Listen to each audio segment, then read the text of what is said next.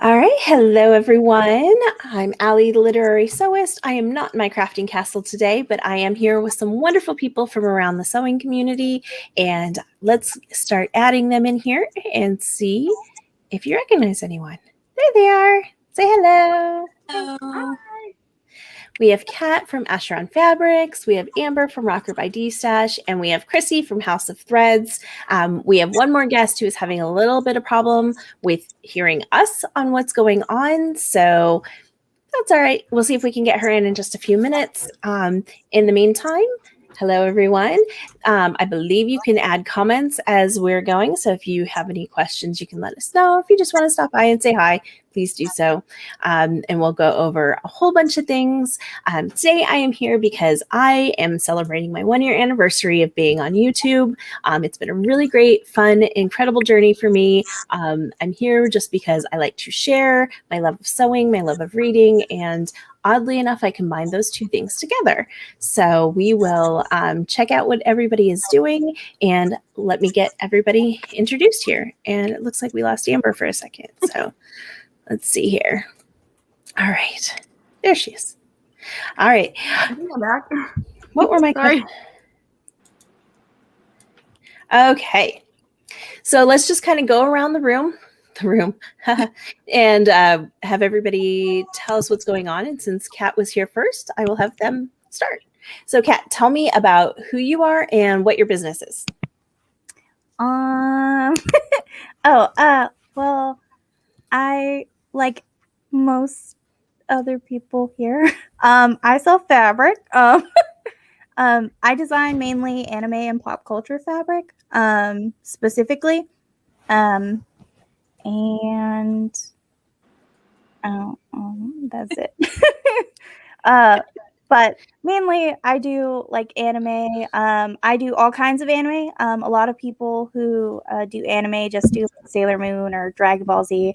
I do like small, like Hanako and like small different genres of anime stuff, as well as pop culture stuff and just cute, weird things. I recently made a print that's just all urban animals. So like possums, raccoons, bats, armadillos, stuff like that, which I haven't seen anywhere. So just stuff like that. So, yeah. All right, Chrissy, tell me about you. Hi, I'm Chrissy. My business is called House of Threads. I am a online fabric shop. I sew bags. I strike for Kat from Acheron and a few other groups. And I also am now a supplier of Decaville from, I can never say the name right, Vliesling? From the UK. We'll just put it like that. So that's pretty much me. I've been sewing for a little bit over, well, almost 20 years now. Jeez. No. Yes. Oh, something like that. Dana kind of says how old I am, huh? And I just got into bag making a few years ago, but I'm a quilter. As you can see, the quilt behind me, and then I got into bags, and I kind of like really making bags. So yeah, that's pretty much that's all for me. So yes, nice to meet you all. Dhee, can you hear us now? I can hear you now. I'm so sorry. Yay! I moved to my laptop. I need to trash my phone soon. Mine is getting kind of old too, so I feel you. All right, Amber, are you frozen? I think Amber is frozen. I think so. All right. Yep, I think she's messaging me. All right, Dhee, tell me a little bit about the Fab Clique. Well, we opened our shop in 2017. We sell mostly apparel, knit fabrics. I don't have customs. I used to, but then I stopped it. So it's more work actually for me to do the custom. So it's all in stock fabrics, apparel for mostly adults. I do have some for kids, but mostly women or men's apparel. Awesome. Awesome. All right, Amber, how about you? You doing okay over there? I think so. I don't know. We'll try a new spot and see if that works better. If I disappear again.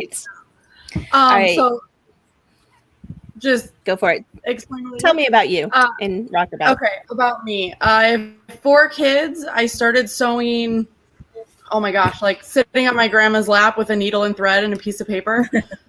And then when my kids were born, we're a very kind of tattooed rock and roll family. There was nothing that we wanted. It was all, rubber duckies and choo-choo trains, and that just wasn't really our style. So I borrowed my mother-in-law's sewing machine and went to Joann and found Pirates. That was about like as edgy as you could find about 15 years ago. Yep. We would get really lucky and find just like the pirate flag, and then it was just black with white skulls. So that was about as close as we could get to like super cool. The first piece of clothing I sewed was a bib, and I did it with the presser foot up. Like I didn't even realize that you had to put the presser foot down. So I'm like, trying to like keep this somewhat straight. And then I hand stitched on Velcro, and that was like the beginning of Rockerbye Baby.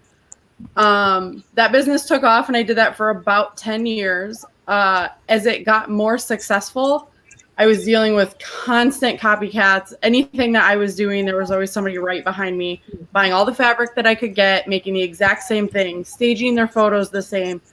I'm not going to name any names specifically, but there was like even carbon copies to my name as close as they could possibly get.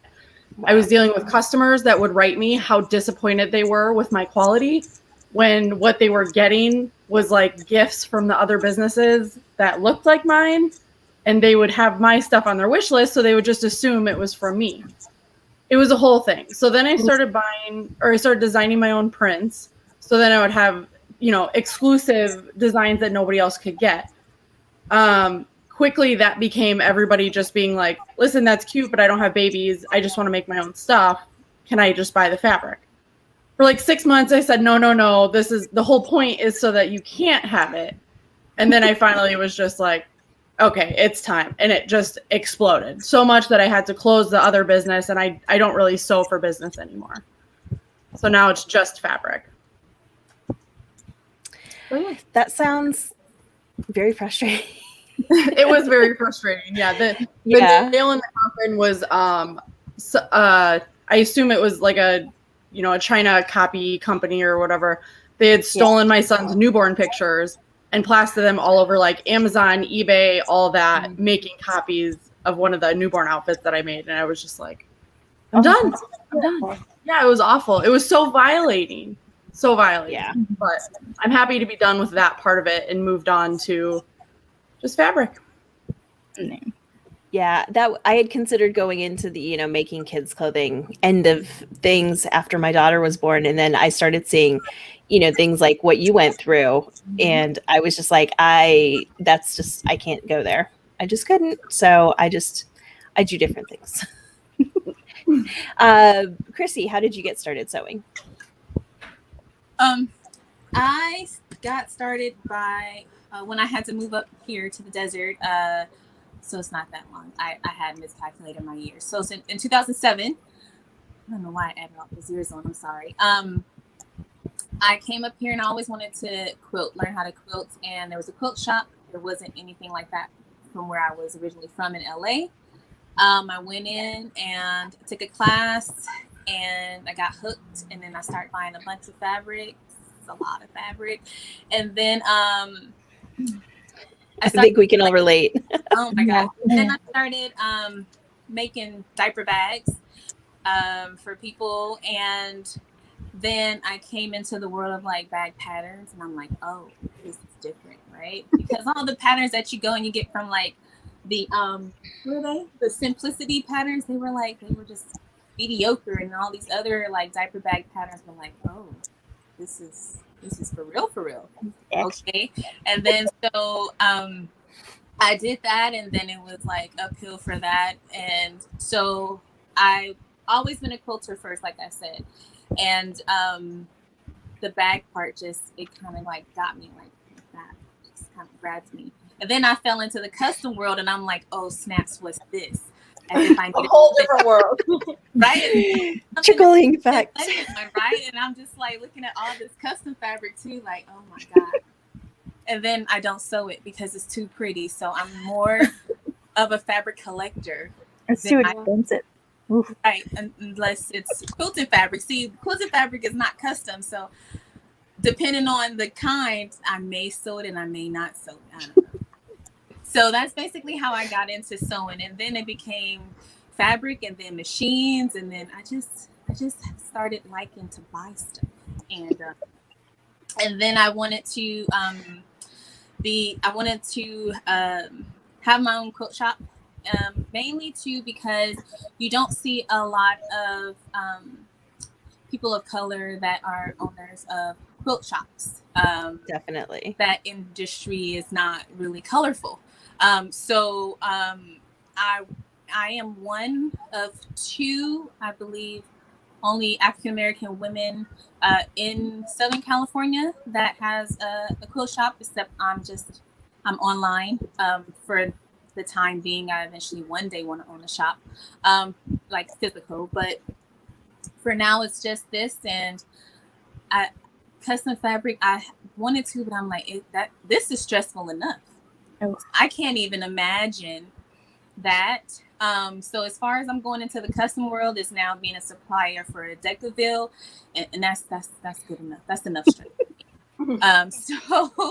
So that's basically how I got into sewing. It was just something that I've always wanted to do, and I love creating with my hands. And now, like, if I can't sew, then I get very antsy. So it has to happen type of thing where I'm not a nice person. All that therapy. Yes, Yes. fabric therapy.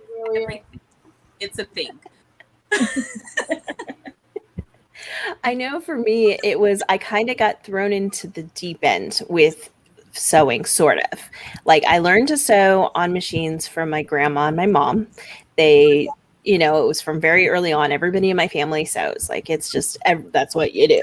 My grandma is a huge quilter. Like, I can't even tell you. I think last year was probably one of her lower sewing months or years, because she sends out, her annual letter every year, and she lists all the quilts that she makes. And I think one year she had like 45 or something like that. And I know it's not all full size blanket quilting, but like hangings and decorative stuff and that kind of thing. But it's just like crazy that I'm like, it blows my mind. Everything looks so perfect every time. It's beautiful. Yeah. I love her stuff. I don't make that many quilts. I haven't really made any quilts lately. This quilt I made a few years ago, and I'm like, I think it's time for you to actually sew it. So I finally put it on the frame, but I still haven't touched it. I had to make another bag. So yeah, I don't really know. So like in my immediate family, I am the only sewer in the family. Sewists, creative. I'm gonna put it like that. Okay. I'm the only bag maker in my family. And I really don't know if anyone else in my family ever quilted outside of me. So I don't know. I don't know where it came from. It was somebody up there, but I don't know. It was just meant to be. I then I'm gone. Diving in head first seems to be the trend here. The way to go. I was telling Kat before we got started, I learned to sew from my grandparents, and then in high school, or my mom and grandma, and then in high school I went to a performing arts school, and it was like, hey, does anybody know how to use a sewing machine, and do you know what a serger is? And I was like, yeah, that's me, I know those. And I had only really sewn like kids clothing. I had never sewn human or like toy clothing, and never really made anything that had to be worn by somebody. So I kind of had to figure it out, because the technical theater teacher knew how to sew, and we had one person who knew how to sew, and she actually is working in costuming in Hollywood now. So she was kind of like, okay, I need you to do it this way and like this, okay? And I'm like, sure, see ya, have fun. And she'd go off and do whatever she needed to do, and leaving me and like 3 other people in the classroom to figure out how to make, Shakespearean costumes. And well, I just started looking at other pieces that were completed or semi-completed or needed repairs and be like, okay, what's wrong with this? Okay, we can do this here. Let's try doing this. And how does that go together? And I mean, it was literally just figuring it out. I hadn't really used any real patterns until I I went to visit my aunt in Texas, and she's like, here, pick out something to make yourself to wear. And I was like, okay. So, because I'm smart, I picked out a Vogue pattern from 1960s, the Jackie Onassis collection. And let me tell you, there's some structured learning in those old patterns. They are fantastic if you want to learn like really great garment construction. It was just it was a whole like world of change. And I went back to like in one outfit, I learned like 15 sewing techniques. It was great. I ended up being able to go back to school and be like, okay, guys, I know how we can do things better. So it was a great experience. And then I just kind of started making up how to put things together. And I didn't really learn any more real sewing techniques after that until I started sewing for my daughter. And I was like, oh, well, but I hate paper patterns because I don't like the feel of the tissue paper. Total texture thing for me. And I just started looking at what PDF patterns were available because I just happened to stumble on one on Etsy, and I bought a couple and tried those out. And I was like, oh, is there a sewing group on Facebook? And then it was just like tumbling down, and I ended up making a friend who is no longer sewing, I guess. She just kind of dropped off the face of the planet, but she said, oh, look at all these cool knit fabrics. I'm like, oh, those are neat. Where do you get them? She goes, oh, don't get started into custom knits because it's like a downward spiral. You're gonna hate me if you do. And I was like, okay. And so I like put it off, and she sent me a piece of, oh, hi, kitty. My kitty's trying to come say hi. She sent me this piece of fabric it was a Totoro print, I think from Notorious, like really old Notorious. And it was something she wasn't going to use because she didn't know what Totoro was. And I was like, oh, I love it. Give it to me. And yeah, that was the beginning of the end for me. And I hadn't really sewn a whole lot of knits before then either. So it was just like, yeah. Yeah. Then everything else was just figuring it out. Well, we're happy to have you in the custom world. Yeah. I like it. I'm having fun here. Actually, I haven't even tried any Rockerbye. Oh my God. I just had a moment. So please. We need to change that. We need to send you a little grab bag. You're on TV. I mean, yeah. That would be awesome. Rockerbye has the best coordinates. Yes. I've seen them. I haven't bought any. I have tried to like put a limit on my buying. It's hard. Rockerbye is to blame for my squish fabric because squish. I was going through your questions, like studying last night, and that was totally going to be my answer. Is like my first thought was, oh, squish, just the best. My best friend actually won a half yard of your squish. Oh yeah, and it was one where you were giving away a full yard, and I guess the 2 winners decided they each both liked the print, so you gave them a half yard of each. And so she brought it to work, and our office was really cold, so she gave me the other half, and she has one half. So those were our work blankets. It's so cozy. It's so It is. It's just so fun to work with. I mean, you can do so many things with it. Yeah, I'll have to try that one day. I'll have to try something. The only cotton lycra that I have sewn, I made into a bag. So that was as far as it went. Oh, yeah. Paper lizer on it. But actually sew like a piece of clothing, I'm very scared. Now, I bought a gazillion patterns, bags, and clothes, and have not dabbled in either of the patterns of none of them for clothes because I'm very scared. Don't I? Honestly, what's so funny, if you're a quilter and you are amazing at bag construction, putting clothes together is going to be a piece of cake. Well, I made my own pairs. Like, I don't do zippers. I don't do buckles. I don't do buttonholes. Like, anything simple, I will whip out in 2 seconds. But, like, if you want me to, like, run elastic through something, like, not into it. Not into it at all. So if you can do all of that meticulous stuff, clothes will be no big deal. The pair of jeans I made were, like, honestly the best fitting pairs of jeans I've ever had in my life. And they're like, you made those? And I'm like, yeah. I That's did. amazing. It was, I had to make them in school, right? And they were like, I thought you bought those. And I'm like, no. They would never fit me this They good. would fit me, you know, you got to fit over the booty. And Yeah. everything fit over the booty, you know.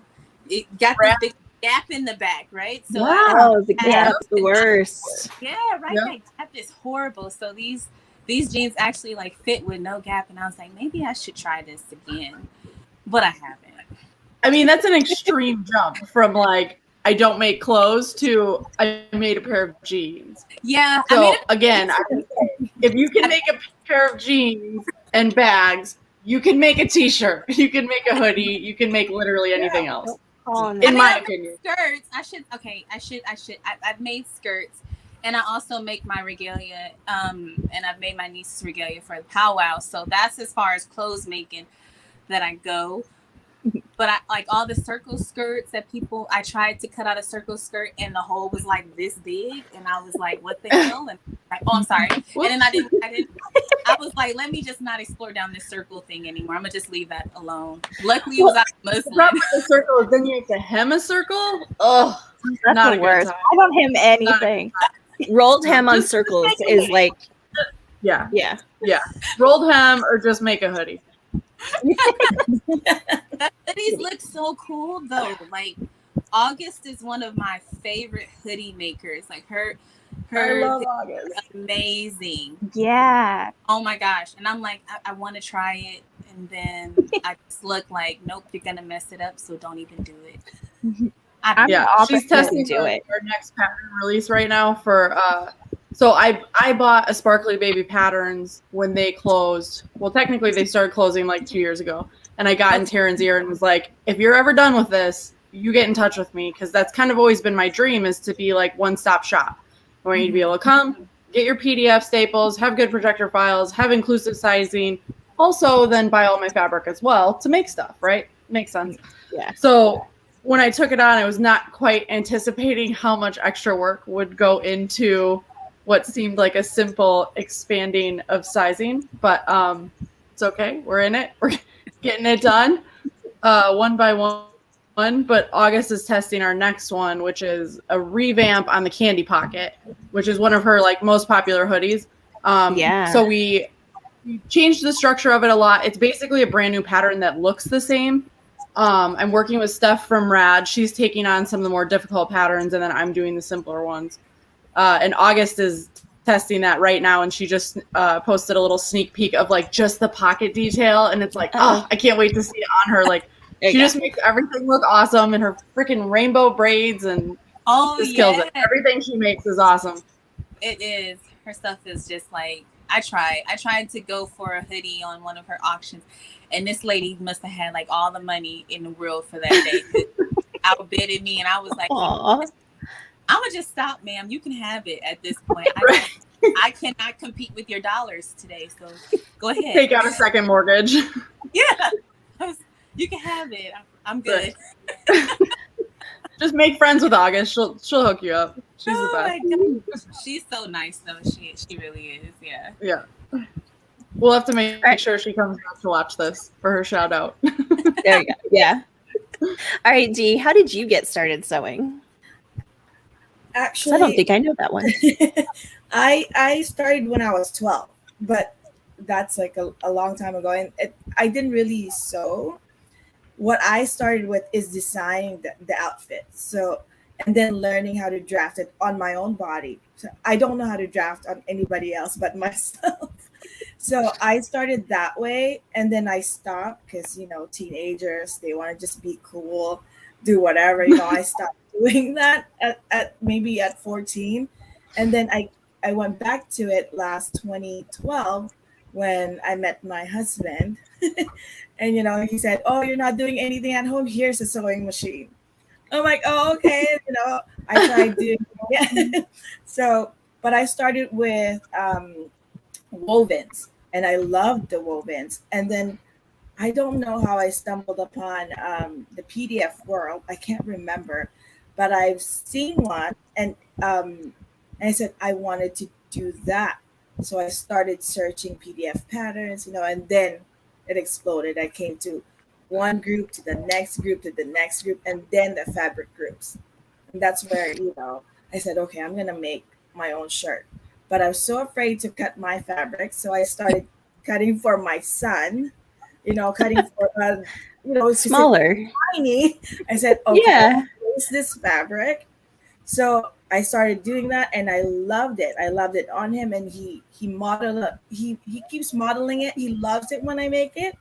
So I keep doing it, and then I said, I want to make one for myself, and I started doing that, and that's when the shop opened, actually, because I started sewing for myself. I said, I can't afford custom fabrics, so I said, I'll just buy the stock ones. And that's how I started with just sewing again for myself and doing it every day, I think I've sewn the least out of all of y'all. Like, I've only been sewing for 5 years. So I think you love fabric more than you love sewing. I love fabric way more than I love sewing. Like, It's okay. I like the end result, but like to get there, I cuss and like throw things, and like I hate sewing, but I like the end of sewing.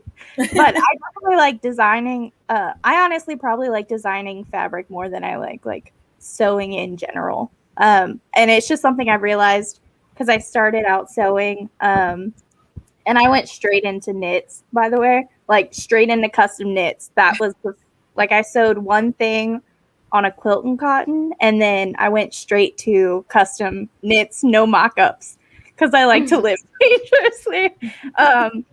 And I've been doing that ever since. But yeah, I've only been sewing for 5 years. I'm very confident with knits, but like wovens and bag stuff, I've bought so much bag hardware, and just like I have like 20 yards of interfacing for bags, and I've never touched a bag. I think I have a problem with buying custom stuff. That's like my biggest thing. I'll never sew it. It'll just sit there, and I'll look at it, and that's it. They're two separate hobbies. They Yeah. are. Yeah. They are sewing and then actually like buying fabric. Yeah. I'm a collector. I'm a Collector. I told my wife, if something happens to me, do not sell my fabric until you reach out to someone in the custom world. Because Right. they'll Right. probably pay off the house. Seriously. I told my husband that once. I was like, I got like original like backstitch fabric in here. I was like, you better not donate this to like Goodwill. I will kill you. I was like, you better pay that. I'll pay for like half my funeral. Yes. I said everything in here could pay off the house and more. So you better make sure you contact someone first. Yeah. And I have Tula Pink too. So if you know Pink, her stuff can go for a lot. So yeah, I told her don't do it, or I'll come back from the dead and like haunt her. It's amazing that you see like custom fabric. Like I understand like once it runs, a lot of people don't run it again, and like you can't get it anywhere else. But it's amazing when you see like quilting cottons that are the same. Like there's this the Gasleys, I think, is like a line of fabric. I used to do so much with Gasleys. It's so expensive. Like if you find it, like people sell it for like crazy, almost custom prices, and you're like, I probably have a whole vault of it on my shelf. it's like, there you go. You're sleeping on a gold mine. I know. Yeah. It's so all those expensive. Alexander Henrys were like that though. Like that was big into the Rockerbye baby days. I would make all this crib-knitting, all these blankets, and I would buy them by the bolt. Regent skulls and Skullfinity. Skullfinity was like a black with white skulls in like a spiral, and they got really tight. Yeah. That I I was remember those. $60 to $100 a yard. Sometimes just to finish Alexander's orders. always made like really edgy stuff. Yep. You said $100 a yard? Oh yeah, $60 to $100 a yard easily. This other one was called Head Trip, and it was like black with like multicolored eyes and then really graphic prints behind it. That one I was paying like $25 for a fat quarter just to be able to make the throw pillow that went. I mean, it was a mess. It was awful. And I still have so much because I would just buy it as soon as I could. If I found it, I bought it, and now it's just sitting on my shelf. Yeah, I've I'll actually probably seen never the use it or sell it. I don't know. last couple of days on people's Destash on Tula Pink because I discovered Tula Pink after she ran the De Luna round, Yes. right?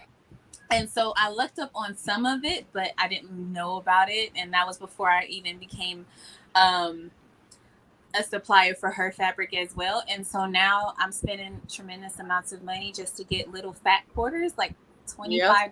And I was like, Chrissy, what's wrong with you? But I had to have I want to make one project and one project only, and then the rest is going to go into like the vault for like life safety, you know, like that's it. Yep. But yeah, her stuff is so expensive, and so many people don't know that. I've had people, well, why is it so expensive? I'm like, if you look at her use of color, and her designs are all hand drawn, and she's just a really amazing artist. She's a really cool person in person. I met her one time. She's really cool, and but yeah, her fabric, some of them was going for like $500 for a cameo this big. Yeah. Wow. Yeah. It's crazy.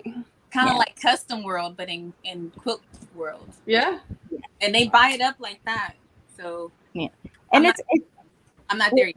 Yeah, with like quilting stuff, they constantly have to like at least customs, like since we mainly are like smaller groups, even like really big groups are only like maybe besides Backstitch, they have a whole like army over there, but like most other places are just like usually the owner and like a couple other employees. And the owner can really control how often they put out new fabrics. So like some only put out a new design every like, you know, like 3 or 4 months, or some are even longer than that. I put a new round out every like 4 or 5 months usually. But like quilting cotton, they have to continually like make new designs. So things go out of print super fast.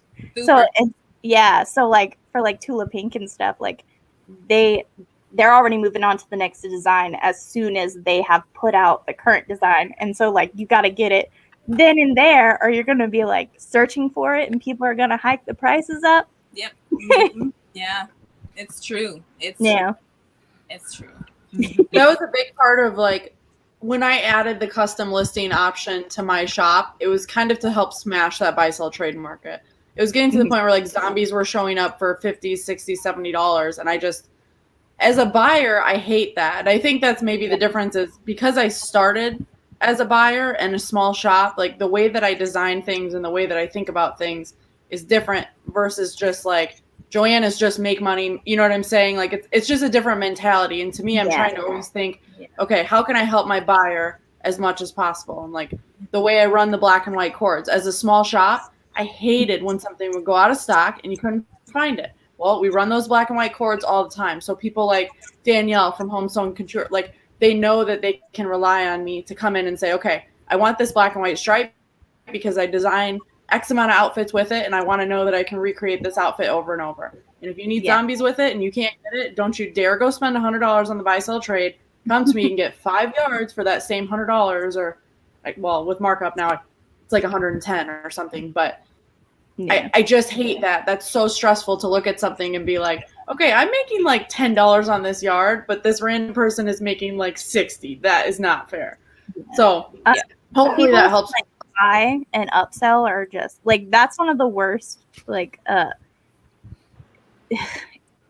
like especially for like usually you see it in like really like the bigger groups like Backstitch. They'll have like people selling like for a yard for like $200+ and it makes it impossible for like them to get a hold to the fabric at a reasonable price. And then like it also, well, I guess now since they've done the resale, like the resale value thing has gotten too bad, they've started like rerunning some of their prints for Backstitch.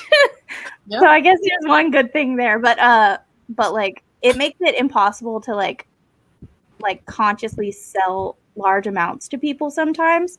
I know I've had like one customer that I've no longer allows to buy my prints, who would buy my prints in bulk and then turn around and resell them at an extra like $20-$30. Wow. And yes, they would buy a lot from me, but like consciously I couldn't sell to them because they were selling You're to people contributing to the for market, right. far more than what. Yeah. Yeah, I've seen a few of those on Etsy that I'll see the, custom prints come through and they're reselling them for double, 3 times the price. And I'm just like, that's especially when it's a group that has a cap on it and it just, that it's extreme, that it's limited and it's rude because there are other people who didn't get the chance to buye that fabric. Yeah. And it's just like, that's sketch. I don't like it.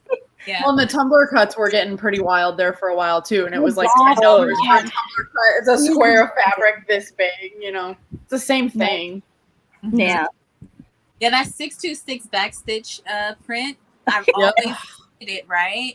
I was like, oh my gosh, because of course I fell into the custom world. Like, I don't even know how I fell into the hole. I promise you, I don't. I really do not know how I just said, oh, look at that. And oh, dang. You were just called to us. We were just sending you all those vibes. Come on. Right. Come And on. so I was looking on the backstitch page and the 626, someone was selling 1 yard for $300. And I was like, yeah, I can't buy that. And then I think they actually sold it. And like the day or two after is when Backstitch announced that they were going to run it again. And I was like, can you imagine the devastation of that person? Yeah.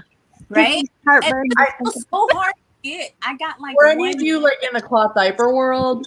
Or No, I was like never in the closet. I wasn't, but I had a few friends who were. And okay. yeah. So my daughter, it was mostly, I have 4 kids, but my daughter was really the one when I started kind of really getting into cloth diapers.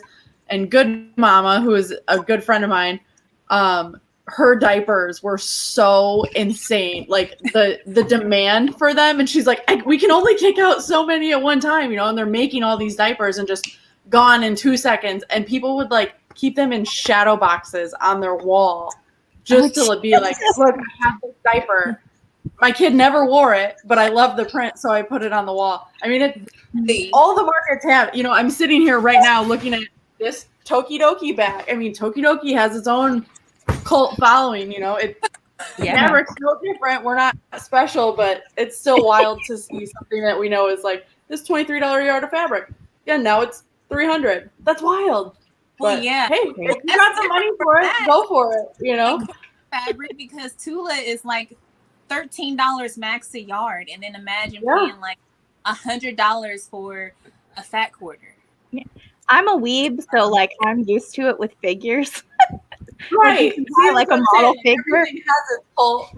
Yeah, it's like $50, and then like 2 weeks after the figure comes out, it'll be like $300 plus for an arm of the figure, something like it's wild. Yeah.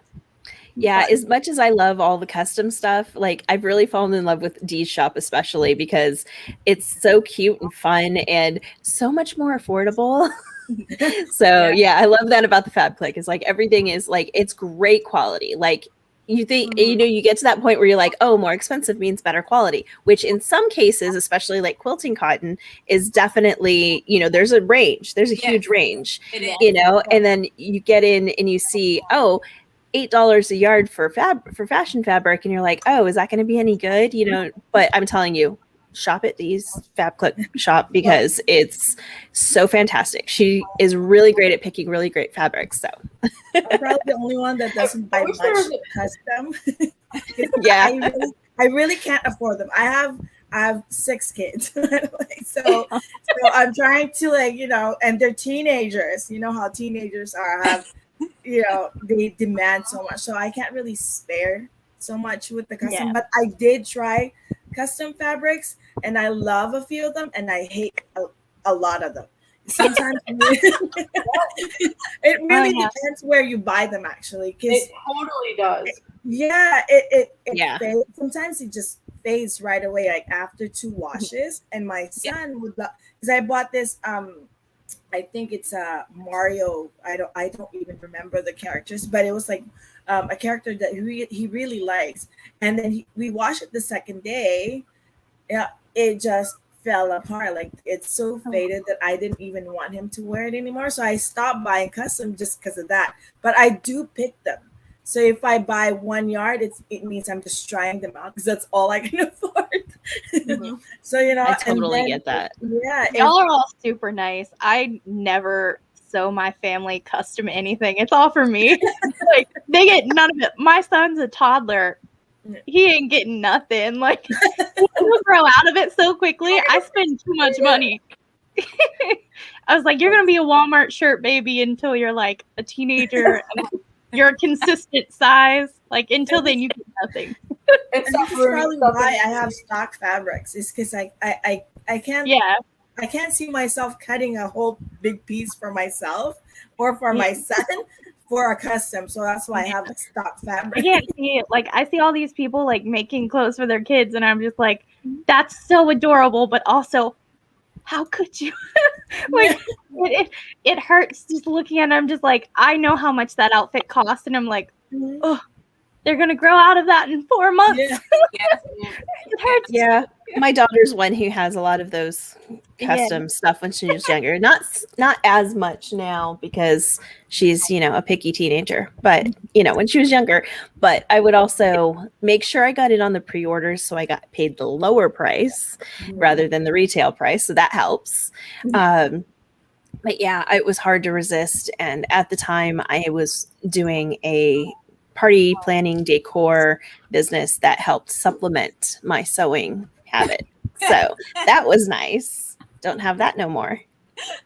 I started sewing strikes for other groups and do a lot of cross promo, and that's literally all I ever sew for anymore. Like if I sew something, it's either my own strikes or for other groups. So that's how my kids ends up in customs. But otherwise, the stuff that I buy is strictly for my shelf. I sew for other groups. I've only sewn my strikes like since I've been open 3.5 years now, I think, and I've sewn my strikes twice the whole time I've been open, just because I'm always doing other stuff when rounds are open. But like I've sewn for a ton of different other groups, like strikes for them, and I haven't sewn for my own, but like twice. It's wild. I don't think I sew much outside of strikes either. Like I'm just so constantly busy.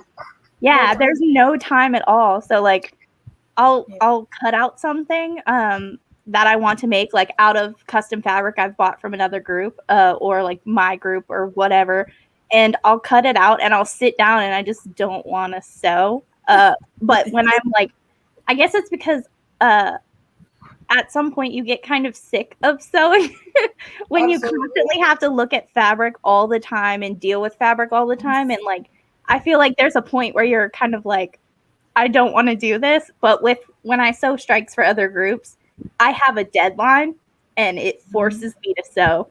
And usually accountability for me, that's it. I'm not going to let down other groups and look bad. Yeah. So. Right. Yeah.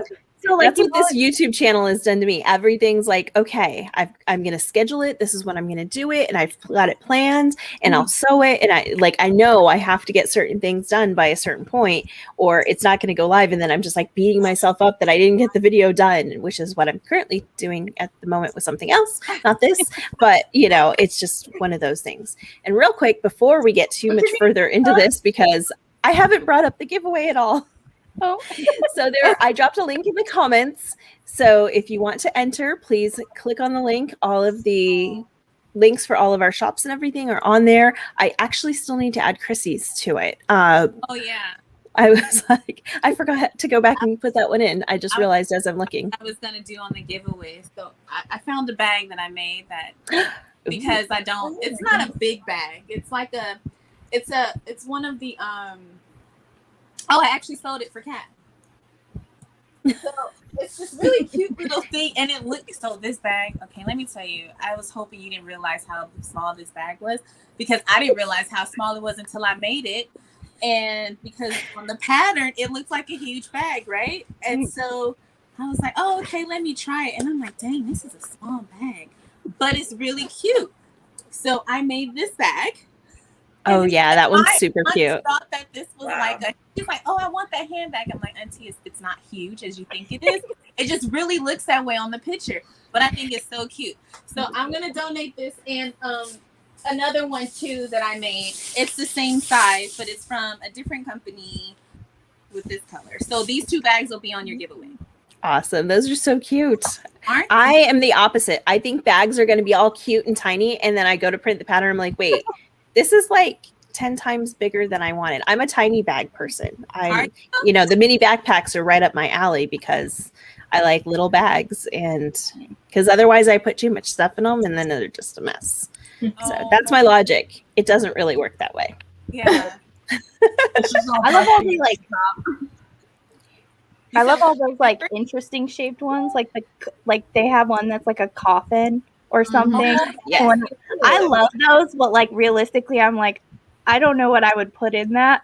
Like, I don't know. Like I carry too much crap around. Like I don't know if that would fit. I need one of those. I can't even remember the name of it. There's this really gigantic bag. And It's like the everyday tote. The everyday tote, you can put a lot of stuff in that bag. I can't remember the name of it. I've tried to sew it twice, and I've gotten so angry at it multiple times that I've just like thrown literally everything away that I did on. I can't remember it for the life of me, but it's like there's two different versions. There's like a handbag version, and then like I guess an overnight bag version or something. But it's gigantic. I know what one you're talking about, but I don't remember what it's called now. Right? Like, Yeah. like a ton of people sew it, but I can't remember what it's called. Like, I see it like for sale all the time. The handbag size. I don't know. See, I think I can sew bags. My brain says, yeah, that's cool. You can do that. You can do anything, Hallie. And then I go and do it, and I'm like punching things and sending them across the room. And I'm like, why did I think I could do this? Like, I can do it, but like, I don't enjoy doing it. But I have a whole tutorial for the Pisces handbag, which is also one of the prizes in the giveaway, the pattern for that. So, yeah, I think I can do things that I can't. Like, I don't know. They look okay. People say they look awesome. And I'm like, no, that's awful. Oh. I can't sew bags at all. I've tried multiple times. I'm bad at it. I hate it. I feel like, honestly, like I'll start reading. I can read like clothing patterns so easy. But when I start to read bag patterns, I feel like either my brain just starts skipping over stuff because it just doesn't understand, like, I guess, terms or context. I don't know. Or I just, like, straight up don't comprehend what's happening. Like, and it could be very simple stuff, and I don't understand it at all. I've tried so many times. Like I said, I have so much bag stuff, and I mean so much that I bought, like, custom hardware, like leather, and like machines and stuff to do it. I even bought an industrial at some point to make bags, and I just never. I can't do it. I wish I could, but I will. One day I'm going to get through one of my friends, Zandria. She owns a pattern company. She makes bags, and I promise her that I will make her one of her patterns for sure at some point in my life. Hey, make the Pandora pattern. You'll be very proud of yourself because Is that can't. bag? That's The dice bag, yeah, it's the cutest. I really want to make her switch case bag that she has. Oh, the one with your top? Yeah, it just looks so intimidating to me. I'm one of those people, like, I need to, like, sit down and have, like, someone sew with me. Kat, I get you to make those bags because you were supposed to make a bag a while ago, and I was like, did you start yet? No, I didn't. And Kat, the first person who gave me a shot at striking in the custom world. So the only reason I'm in the strike world is because of Kat. So thank you, Kat. All right, sew bag. If it has more than 5 pieces, that's it for me. If those are so easy. I like it. That's smart. No, you better not have a zipper. Yeah, exactly. All right. So, what are your favorite things about the sewing community that we are all kind of engrossed in around us here online? Amber. Who do you Amber. I'm incredibly impressed with the call for inclusivity.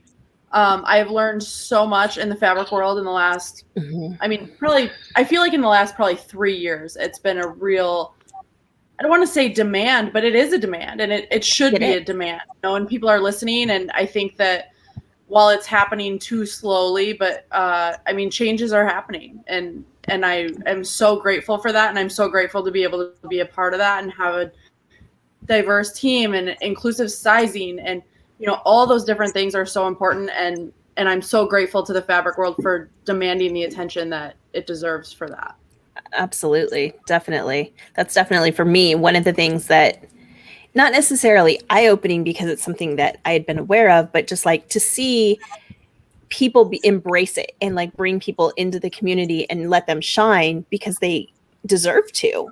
Mm-hmm. Like everybody deserves a chance to shine and to have people who previously either felt intimidated by it or, unwelcome in certain ways. It's just great to really see, like Chrissy, saying she didn't find a whole lot of, Black women who own quilt shops. And now here she is. And it's fantastic. So I love that. So I agree. I agree too. All right. Dhee, what's your favorite part of the community? To me, it's friendship. I'm very introverted, as you can see. I'm not even talking a lot. So to find someone to have a connection with, like, okay, I can sew this, can you help me, and things like that, helping with each other and actually inspiring each other with the community, with how sewing goes, that is a lot of value for me. Just getting inspired with them, like my strike team is my family, my second family, I should say, because I can see them and I see great things that they can do and very creative. That's the most that I get a lot of value from that, the creativity that they're giving me instead of me giving them fabric. It's just all the knowledge that they're giving me is a lot of value. Yeah. And we watch their babies grow, and Yes. I mean, some of my best friends have come out of the fabric world, and I don't say that lightly. I mean, that's such a genuine, true statement. And yeah, especially during COVID, I mean, it gave us this whole world of people to still talk. I have goosebumps. Like, it gave us this whole world of people to still talk to when it was so alone. And watching these babies grow and these people just grow and change themselves and find their own confidence. And it's awesome. It's so awesome to be a part of. Definitely. I agree. All right. Does anybody have any fun sewing stories? Funny, embarrassing, anything like that? I have a horrible one. So my nails are really brittle. So I almost always have acrylic nails. I currently don't. I just recently got them taken off. I didn't even remember what my real nails look like. But one time I was sewing a dress and I actually sewed through a nail and it cracked my nail down the middle. Like my real one. It was horrible. Oh no. Yeah. I've also sewn I was doing pants. I don't wear pants, by the way. I like mainly do skirts. Pants suck. But somehow I ended up sewing the bottom of the pants leg into the crotch of the pants. Like between a seam. I don't understand. I don't do wovens. But yeah. But the nail thing was probably like the worst. Like that sounds excruciating. Ooh, it was the worst. At least it was a fake nail, not a real one. Ugh. So like it didn't crack your real nail under? Yeah, but at least it didn't go like through it because it went through the acrylic nail, which is what made it crack. So like at least it didn't go through my finger. Like I'm part of like Sew Whatever, and you'll see people who will post like they had a needle go through their finger, and I'm just like, I don't want this. Or like I saw one lady once, I think she posted that like a shard of a needle broke off and like got her in the eye, and I'm like, I've had them like hit off my glasses so many times. Right. Oh, that's like a horror story. Like, I'm glad my nail cracked. Like that's nothing. Yeah. Jeez. Or like they'll hit themselves with a rotary cutter. That's another one I see a lot. They'll chop off like the end of their finger, and I'm like, I did that, but luckily it wasn't like a whole bunch of skin. It like nipped it, and I was like, but I didn't like cut off a side of, it got me and it cut off just a little bit. And I'm like, oh, it didn't bleed, thank goodness. But That reminds me, dropped- my serger got me one time. I totally forgot about that. My serger got me, and it was like a straight angled cut of the tip of my fingernail right through like the tip of my finger. Oh, totally forgot about that. Ugh. Sewing, was awesome. sewing is dangerous. We live on the wild side. You're crazy. Totally is. Yeah. Especially like I have industrial machines, so those things are fast and Yeah, efficient, they are. Ooh. powerful. they are. I I'm used to scared use of a industrial rotary- machines. I used to use a rotary cutter because I have EDS. So like using scissors is really hard for me. So I used to use a rotary cutter, but I cut myself like 4 times with it before I was just like, I'm gonna have to suck it up and get scissors. Yeah. Just like use scissors. And I've been using scissors to cut. So I do like probably like 2,000. Well, before I did caps, I did probably around 2,000 yards of like fabric per round, and I would cut them all with scissors, the whole thing. I actually bought a cutting machine recently, but I don't know how to put it together, so it's just sitting in my shop floor. But like I can't do rotary cutters. I don't know if it's just because I'm clumsy or if it's just like I always end up hurting myself. Like I cut myself constantly. They have a glove that you put on your hand for the hand. Seriously. And so that way, when you're rotary cutting, you will not cut your fingers off. Oh, I need that. In case you go back to rotary cutting ever, just find the glove that will protect your hand from missing fingers. I did find this really cool rotary cutter that has like it's like at an angle. One of my friends, and it worked really well. That was the one. The only thing is the blade was so tiny that like it would run out when I was cutting so quickly. At an angle, like an ergo. Yeah, it's like an ergonomic one. I hope I said that. Yeah, kind of like that, but like it was a lot better on my wrist. But kind of like a pizza cutter, like you're cutting it like a pizza cutter versus a lot of times when like I'll sew, my thumb will like overextend or like it'll pop out when I use my scissors. So like a rotary cutter would be so much better, but I just don't know how to use it properly. Gotta get a glove so you can cut fingers. I need to figure out how to put together my cutting machine. That too. Thing. Yeah, it will be so much easier on me. But there's got to be a YouTube tutorial for that, right? Yeah. I honestly like my printer. Now that I have a new printer, my new printer cuts my fabric now. So like I don't even know if I need it anymore. Just have them cut everything for me. Oh, that's great. That's less by far. It's so much quicker. This is the best. That's good. Yeah. I love my printer so much. She is my Ann Perkins. And I love her. And she's beautiful. And she does everything for me now, which is awesome. That's great. Yeah.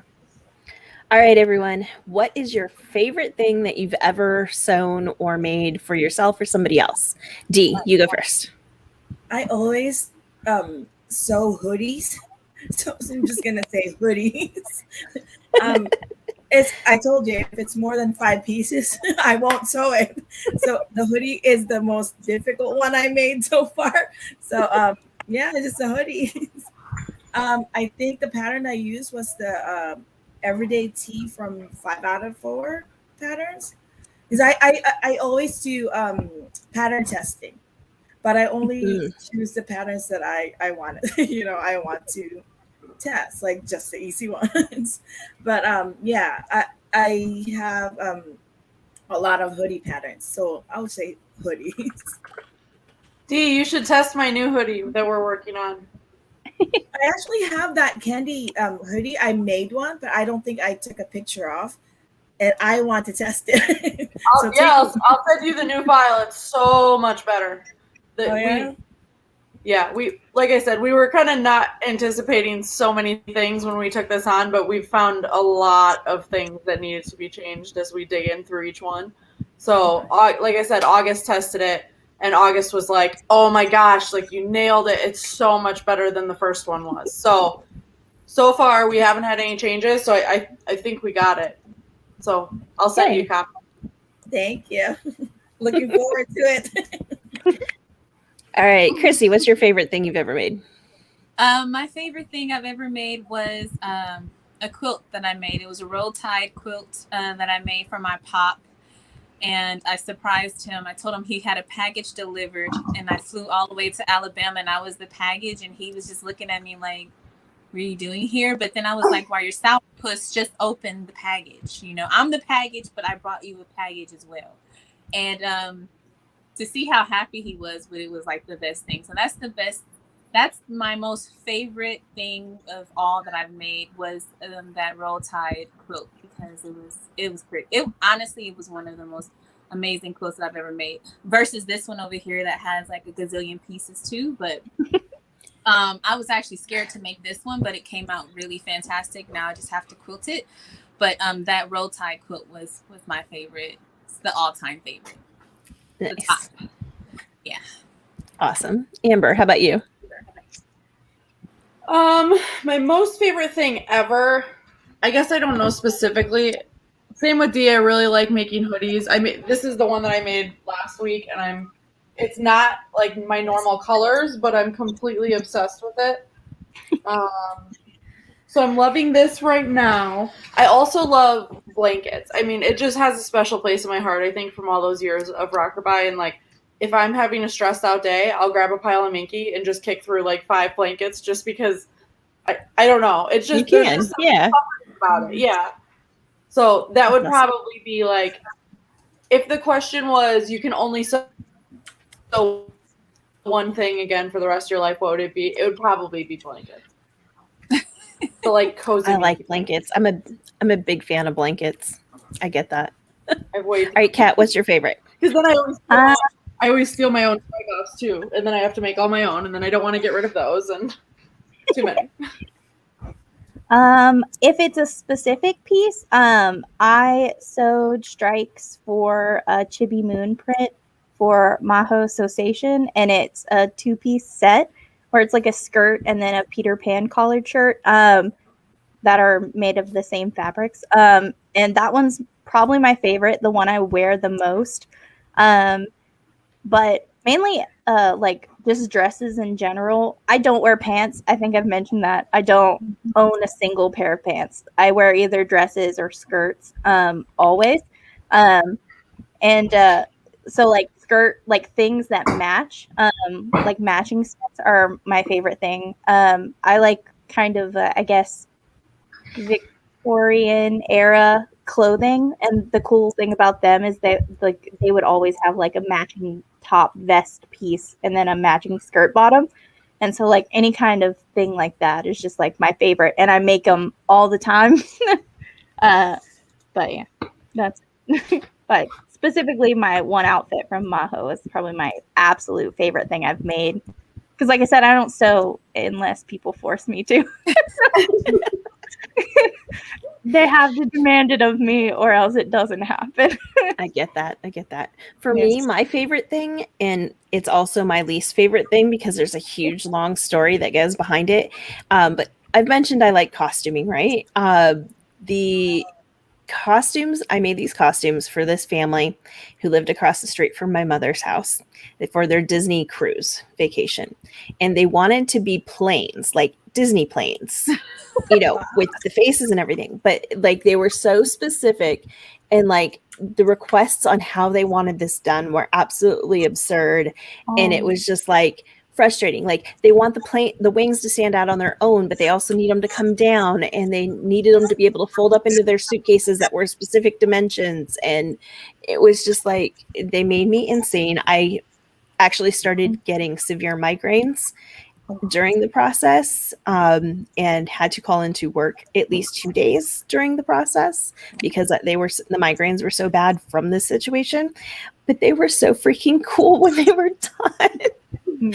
They didn't win the costume contest though, and I was okay with that because I hated the family so much by the time they were done. The demands of non-sewists like for garments are always like out of this world. Like they'll be like, I want this like this hidden pocket here. I want this thing, and I want welt pockets, and I'm like, honey, do you know what goes into making a welt pocket? The No. thing was, the And then husband they're like, was for in $40. theater. The husband was in theater and used to do costume construction. And I'm just like, but stage construction and transporting something in a suitcase to a cruise are very different things, dude. And it was just like I tried so hard not to curse at him. And the wife finally looked at me and she goes, "Are you mad at me?" And I just like took a deep breath and said, "Do you want the truth?" So we made it through. And I have a really great video of me flying around her kitchen wearing one of them because she actually did the hand painting on the faces and everything while I did all the other stuff. But they were the coolest and the worst things ever. And I refuse to watch that stupid movie because of them. I've never seen it because of them. So I have no desire. None. It's traumatizing. All right. Do you guys have any questions for me before we wrap things up around here? I do. What are your favorite types of videos to make? So the whole reason I started this channel was because I had this epiphany a little over a year ago that I wanted to do something that combined things that I loved. And the two things I love doing are reading and sewing. And I had kind of got this idea of I sew things inspired by things I read or like TV shows and stuff. Like that's kind of always been my thing. And I've enjoyed doing it, because I like to show my nerdy side. And why not have things that you love? So I was like, well, what if I start sewing things and doing book reviews? And it's kind of transitioned more focusing on the sewing side of things because I've discovered that people seem to enjoy those videos more than my book chat and sew videos, which I finally came up with a name for what I wanted to call them. After a year, it took me like 11 months to come up with what I wanted to call those specific videos. But I just love the talking about the books and then the sewing something and then presenting with this is what I made at the end. So my book chat and sew videos are definitely my favorite ones to make. But I also really like having people be like, oh, I didn't know that when I do like my vocabulary little short videos too, because you never know who doesn't know things. Like just because I know it doesn't mean you know it. And my friend, Kate, she has actually learned a lot in the last year of things. And I've been friends with her and helping her learn to sew for almost a decade now. So there's still things that I can teach her. And that makes me feel really good that I'm able to help somebody learn something that they may not have known. Like I was really surprised at how many people didn't know that there was a thread cutter on their sewing machine. That kind of like, it really caught me off guard that, wow. And that video has like almost 20,000 views now. It's so cool that you have like such range in books. Like I read like one type of book and it's trash. And if I would be sewing anything themed at the book, it'd be lingerie all the time. Me too. But yeah, when I was doing A Court of Thorn and Roses, I was like, I can't think of anything to make for it but lingerie. Mine is. But like you make like such cool things like out of these like variety of books from like different genres, and it's so cool. I wish I was I would venture out more. Mine's either like very murdery thrillers or very smutty, trashy romance. There's no in between. Yeah, mine is almost entirely smutty trash. Like, and it's like irredeemable too. Like, even my group is actually named after a character from a porn book. Well, it's not a porn book, but like, come on, they basically are. They basically are. Like I said, it's like this is a porn script with like an "I love you" shoved in there, but like sometimes it's almost worse though because depending on the kind of reader you are, like I'm a very visual person. Like when I'm reading, it's basically a movie in my brain. So it just is a porn book. Yeah. I've had like friends who like look at my books and they'll be like, and I'm just there at the dinner table, just like popping through my like 5 pages of straight up just trash. And it's just fine. Like my husband has like walked past me and he's like, "What are you reading?" And it's like because he like picked out some words and he was like, yeah. So many of mine are always on Audible because I just do it while I'm packing orders and whatever. Yeah, me too. I like yeah. Echo, stop! Echo, stop! I can hear somebody coming around the corner. Oh God, yeah. Yeah, your kids I are coming and you're like, pause. Oh yeah. Like my husband's done that before, like where he's walking and What are he's you just doing like here? traumatized by like whatever smut is going on. Oh, so much fun. Yeah. I love it. My friend Zandria, she recommends me books and like she like I thought I liked trash. No, like she's like next level. Like some of the stuff she's like sent me to read, I loved, by the way. But also I was like like I would get into it and it'd be like, how? Why? You know, sometimes I have to blame. So I started a book club through this whole YouTube process. Cool. I was gonna ask. Yeah, I started a book club, and it started out between my channel, and I am obsessed with grimoire tea. I don't know if any of you guys like tea, but if you do, they have like really cool, amazing tea blends. And shout out to Sam and her husband; they do yummy stuff. But through that, I was like, okay, I need you to do a tea for this book. And she was like, oh, I haven't read that one yet. I'm like, and a bunch of people started commenting, oh, I was going to start reading that one. I was going to read this. We lost Amber again, didn't we? Yeah. And then all of a sudden I was like, you know what? I'm just going to start a book club. Let's go read this book together. And so that started in November, and we've been reading stuff together ever since. So that's a lot of fun. So if anybody wants to come join our book club, we'd love to have you. It's a lot of I fun. actually want to. I'm not into a lot of those fiction books. I will read one or two fiction books, but I'm mostly like educational. I won't say educational, but marketing books and sewing books. But I've never touched any fiction at all. So I kind of want. I actually asked my husband. I said, "Can I do can I join a book club where I could go there?" And but then I said, I don't have time for that, so I'll just join your club. Come on over. Yeah. Virtual And I mean, it's great. Yeah, it's virtual. So we can do like once a month, we get together and we just a couple hours, we chit chat. And a lot of times we get off topic and we're just joking around about other things. But I blame Elise and in my book club for making me read Jennifer L. Armentrout's stuff, which I know Kat had tried to get me to read before too. And then they all voted in these books, and I'm like, okay. And now we read this whole Gargoyles series, and I'm just like, why are you making me read these things, Elise? Why? Hey, So- at least her stuff that's pretty vanilla. Like It that's is. like the most vanilla of vanilla. Yeah. But, you need to read Sherilyn Kenyon's one of my favorite authors, and you should read some of her stuff. No more trash. No more trash. The story's really Hold good, on. and there's like an I have the overall book. world. Do you know Talia Hilbert? No. I do not, but I've looked at that one before. So- That one sounds really cute. Freaking gorgeous.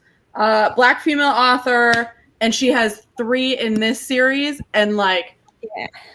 there are parts where I was like, I'm like reading, and I'm like, oh my gosh, nobody can see this, right? Like, she is very efficient in her descriptive terms. Let's just say that.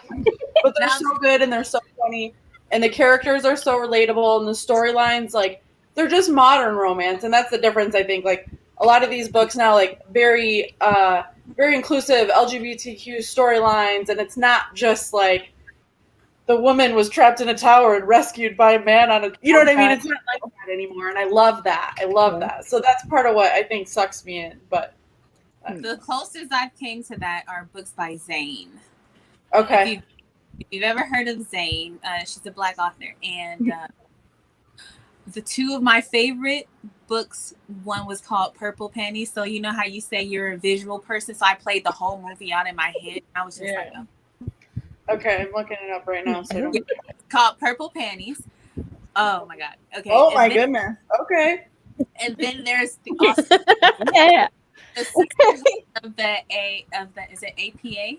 API? Oh, APF, Sisterhood of the APF, I think. And when you learn what APF means, I won't say it on the screen because I don't know who's watching. I don't think I feel ears or not. But Yeah, let's try not to get flagged for violations on Yeah, Facebook right? here, or YouTube here. that book, like that book was That book was bomb. So her book, I stuck to her books, and then there was another author. His name is Elin Harris. His are not on the level of. I don't want to say on the level. They're not the same as Zane, but I still love his books. They're storylines, and you do have like, oh, okay, that's kind of you get the visual movie again. So it's either Lynn Harris for me, but if I want to go deeper, it's Zane. So like if you ever stumble upon Zane Purple Panties, if you can handle that's a good book. I got a credit ready for it, so I'll add it to my wish list. Allie, I know you're not like super into like the smutty stuff. Sherilyn Kenyon, so there's a book series that she wrote called Chronicles of Nick, which is like an alternate reality to the books that happened. I can't even remember the name of it, and my damn group is named after. But like the Dark Hunter series. So it's an alternate universe to the Dark Hunters, and it's a young adult book. So it's like right up your alley. So if you don't, because Sherilyn Kenyon's books, while they are really great, like romance books, they're also very terrible. A lot of their books are very triggery because like bad stuff happens to a lot of the characters. So, but that series is very like tame and easy to read, and it doesn't have any. It has romance in it still, but the main character is a male, and like it's him going through like all this stuff. But you would really like that if you're going to read any of it. But it's called Chronicles of Nick. Chronicles of Nick. Okay. Yeah, and it's basically the Dark Hunters, but toned down. The cool thing about her books is like she has children's books, she has adult books, and then she has teen books. Like she's taken this one universe and like written it into different age groups, basically. I even have a book that's just like the ABCs, because my son's name is also Acheron. I have a problem. I'm a big fan, but I even have like an ABC book that's just like the where they teach you the ABCs like within the Dark Hunter universe. It's really, really cool and really like extensive like lore. You would love it. I think you would like it a lot. All right, I'll check it out. You just gotta get through all the like just ignore all the porn stuff you can do. Just the young adult stuff. Just ignore. I can read it. It's just not my first choice. That's all. Oh, and it's in there. It's like every three chapters there's boning down. Like it's all not in the Chronicles of Nick's book. I feel like that'd be illegal, but like they're like 17 foot. But in the adult books, it's every like 3 chapters. It's hard to get through. There was actually one, but like I said, some of her books are really good, but like some are dark. There was one book that like I physically threw up reading because it was just so bad. Yeah, it was bad, and I will never read it again. And it's actually it's Acheron from her series. Like it's that book that because he's my favorite character, because the worst things happen to him and he comes out a good person at the end, and you're like, how? But like the first half of his book made me like physically sick. It was bad. I know this isn't. It's like all of y'all are like, I'm never reading this. But it's a really good series, and like her world building is really great. But like she writes for adults who have like dealt with trauma, and so like all of her characters have some kind of trauma they work through in their book, which is really cool, which is one of the reasons I like it. But sometimes it can get really dark real quick. But the stories are all really great, and their romances are always great, and they get a happy ever after. Yay. You know your own boundaries with that. Like sometimes I know I can go down that dark hole of like I said, like thrillers, or even just listening to true crime, and then it's like, okay, too much. I've listened to 3 in a row, and I can see myself like kind of slipping a little bit. And it's like, now we listen to stupid romance for 2 in a row or 3 in a row, and then switch back. There are certain subjects like I have to space. Like I said, I love Sherilyn Kenyon's books, but I have to space them out. Hey, boy. Hi. Speaking of the devil. I've We tried heard his to get name. back into reading because as sewing and reading has not it just sewing just took over. Sure. And then when I was in Alabama last month for like 2 weeks, so my phone, I didn't get real good service, so I had a book, right? And like that was my survival, the book. Nice. And then unless I went to the library where I was able to get, I was trying to work on my website, but I got back into reading. I'm like, oh, I really missed this. But then I'm like, well, sewing, I might have to try the audiobooks, but they work. They're so great to like. Really hard to do, like. I try to do like 52 books a year is always my goal, and I wouldn't be able to do it without audio, not at all. There was a while there where I could do like 3 or 4 paper books a month, but not anymore. I have so many books. Like I wanted to. At one time, I was like really reading a lot. And I have so many books. So I was like, I want one of those rooms. Whenever I have like my dream house, I want one of those rooms that's just like a library, right? With this big lounge chair by this big window. So I don't have to use regular light, just use the sunlight. Yeah. And so, now I just got all these books, but not the house yet that I really want. One day I'll get that dream. Goals. You've got goals. The problem is you can also have the house and still not the time. This is so true, right? So I spend all the time in here. Like this is my world. I have a tiny house. I cannot fit. Like I would love to have just all paper books. I love like the smell and feel of paper books. Maybe I'm a weirdo, but no. But I have I live in like an 800 square foot house, so like I can't fit. I can't fit physical books, so I try to do almost all audiobooks or like Kindle books now, unless it's a book I read and then I like it so much that I'll then buy a physical copy. But like I'm like you, I try to read I read like a book a week is like my goal, because I usually can knock out a full book like while I'm cutting rounds or packing orders or something. So I went through about I think like 55% of a book the other day, and that was just in the one day in my sewing room. So it goes through pretty quick when you're doing audio. Gonna make me want to pay for something else I shouldn't be paying for. It's so cheap. I mean, it's really reasonable though now. Like Audible, it's like $16 a month for Audible, I think. So like I actually use the library. I use the library app through. I have my library card, and I just use the Libby app, and I do books that way. I mean, you have to wait for books, especially the more popular ones. But I just start lining things up in my queue, like, okay, I want this one to come, and then I'll wait for this one, and then it's just then something falls into place. I'll have to check that out to see if the library has that option. So then I'll definitely utilize their subscription. Right? So then I don't have to buy anything. A lot of libraries are starting to do that, where they're like keeping more catalogs of like ebooks and like audiobooks.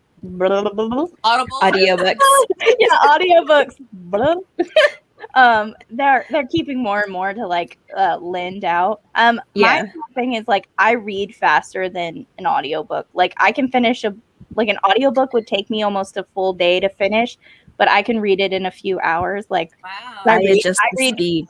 I adjust the speed on the audiobook. Okay. Not like super fast, but like because otherwise they sound weird. But like I think mine are usually at 1.1 or 1.25 speed, so it's just a little bit faster. That's my only complaint. Sometimes I'll be like, I'll be cutting for the day, and then I'll finish, and I'm like, I'll buy the book on my Kindle so I can finish it because I want to finish it now, and taking the time to listen to the audiobook will take me hours. Like I'll have to stay up all night to finish it. And I'm like, no, I need to know what's going to happen like right now. And so I'll buy it on my Kindle and I'll finish it in like an hour or two. And like, that's my only drawback with like audiobooks is like, they're always take so long. Also, voice acting for audiobooks needs that. Well, I will tell you. And sometimes it's definitely not. Yeah. I will tell you that the trashier the novel, the less structured of the acting is what I've discovered. So, if that explains it.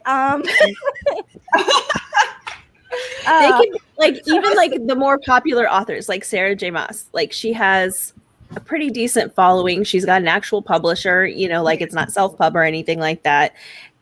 But her narrators are just kind of meh. Yeah. Meh. You I've know, read like some I've heard books better. Like my favorite type of like narrators are like the ones that change their voices for the characters. Like some are bad when they try to do it, but like they'll be like so for instance for the Luck series, which I've told you about, that's a Jennifer L. Armentrout old book. And by old I think like 2010. That's old for me. But like they'll change their voice for like the male characters, the female characters, and like they'll change their voice an octave, and they're so good at it. Like they can go from like a high pitch to like a low pitch really easily. But like then you'll hear some people, and I just can't sit through them talking. Yeah. Or some of them put me to sleep. If you have a really even voice, I will immediately go into a coma. There's my friend Stephanie has been doing audiobooks, and Julie Whalen has she does a bunch of different things, but she has such a great reading voice. Like she's fantastic. So anything that she narrates is just like, I might not even like the story, but her voice is just like spot on. Yeah. Like she makes it way more engaging with that kind of thing, you know, with the changing of her voice and the different inflections and everything. People sound so good when they're like reading, like.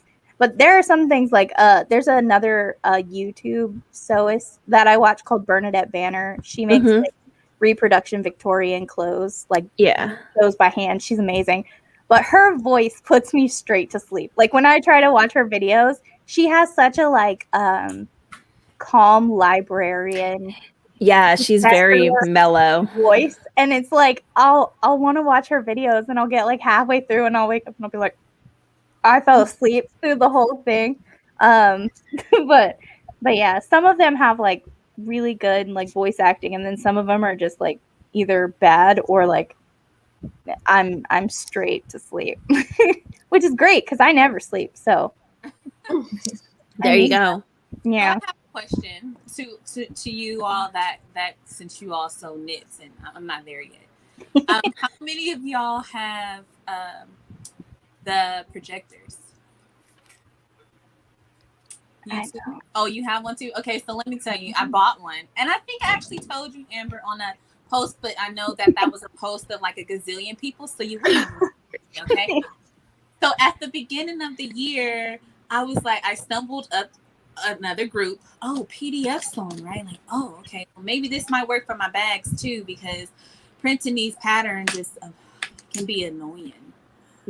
Trying to line stuff up, you know, and so I was like, okay.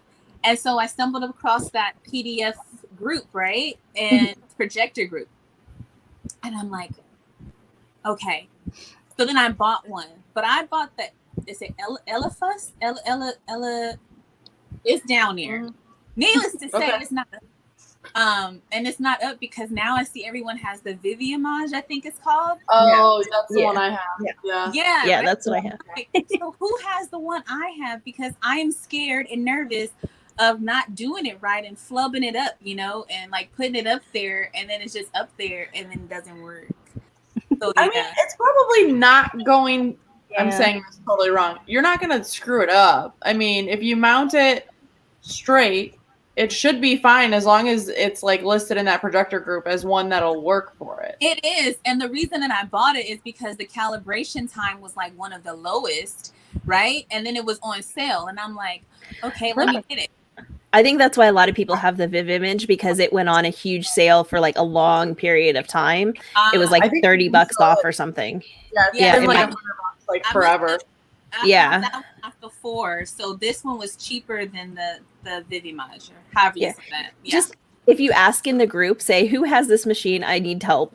Yeah, people will jump in and help, or they'll start tagging you in other posts where it's listed. Like, go in the group and search it, and there's probably somebody else that's already asked the same question.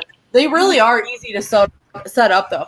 To me, the projector group, like, they're so helpful, and I'm so grateful for that. But it's also very overwhelming. Like, yeah, make it seem like it's way more complicated than it really is. get it up on your ceiling, make sure it's straight, adjust your knobs or whatever until it looks clear, and you're pretty much done. Yeah, it went like people were like way stressing over it, and then I went and set mine up, and I'm like, why are you guys stressing out about this? Yeah. Like, this is. I think it's the amount of reading that goes into it is so much. What it was. I think that's what it was, and I'm like, oh my god, how am I gonna do this calibration thing? Because I was like, well, Yeah. I won't use my Mac. I'll leave that set up on the desktop, but I still have my HP laptop that has like all my embroidery stuff on it. Mm-hmm. So I was like, well, I'll just use my laptop since that's mobile and I can move it to whenever I need it. And then I started reading, and I was like, I had like a don't read. Don't read anything. Right? I did go and read the initial like basic of how to set it up. Like, this is what you want to look for, Yeah. and making sure you have the right, make sure you have the minimum amount of distance, which I think was like 56 inches. Because I know some people have taller tables and shorter tables and lower ceilings, that kind of thing. But other than that, like the actual physically doing it was so much less stressful than they make it out to seem, which is super helpful. There's like a ton of different scenarios, and like every problem you could possibly have is listed in these documents that they put together, which is fantastic. But when you're just like, I just want to put it up and cut out fabric. Yeah. I got it because like I said, I really do. I have so many rad patterns because I wanted to make the booty ones, the boy short. Yep. Yeah. Right. So I was like, oh, wouldn't it be great if they actually fit me like right? And so I bought so many of them, and I haven't sewn anything. Oh. And now we have a little boy that we're in the process of adopting.